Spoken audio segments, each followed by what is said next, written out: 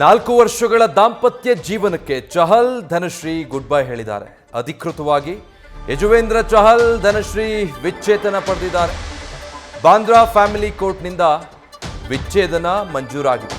ಪರಸ್ಪರ ಒಪ್ಪಿಗೆಯಿಂದ ಈ ಜೋಡಿ ಡಿವೋರ್ಸ್ ಪಡೆದಿದ್ದಾರೆ. ಚಹಲ್ ಮತ್ತೆ ಧನಶ್ರೀ ಹೊಂದಾಣಿಕೆಯ ಸಮಸ್ಯೆ ಅನ್ನುವಂಥ ಕಾರಣ ನೀಡಿ ಚಹಲ್ ಧನಶ್ರೀ ವಿಚ್ಛೇದನ ಪಡೆದಿದ್ದಾರೆ.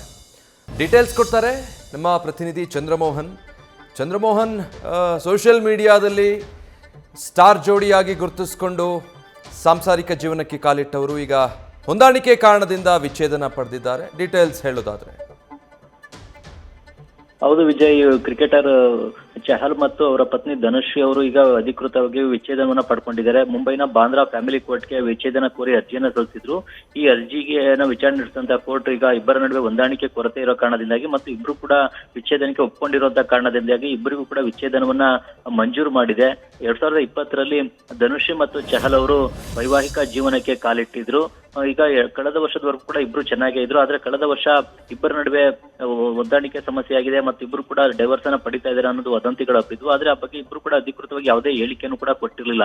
ಆದ್ರೆ ಇನ್ಸ್ಟಾಗ್ರಾಮ್ ಅಲ್ಲಿ ಪರಸ್ಪರರನ್ನ ಅನ್ಫಾಲೋ ಮಾಡಿದ್ರು ಮತ್ತು ಒಬ್ಬರ ಫೋಟೋವನ್ನ ಮತ್ತೊಬ್ರು ತಮ್ಮ ಸೋಷಿಯಲ್ ಮೀಡಿಯಾ ಅಕೌಂಟ್ ಗಳಿಂದ ಡಿಲೀಟ್ ಕೂಡ ಮಾಡ್ಕೊಂಡಿದ್ರು. ಇದರಿಂದಾಗಿ ಇಬ್ಬರು ಕೂಡ ವಿಚ್ಛೇದನವನ್ನ ಪಡಿತಾ ಇದ್ದಾರೆ ಅನ್ನೋ ಒಂದು ಸುದ್ದಿ ಕೂಡ ಬಲವಾಗಿ ಹರಡಿತ್ತು.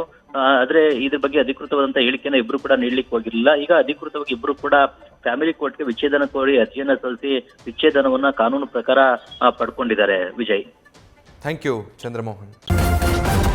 ನ್ಯೂಸ್ ಫಸ್ಟ್ ನಿರ್ಭೀತಿಯಿಂದ ನಿಮ್ಮ ಪರವಾಗಿ.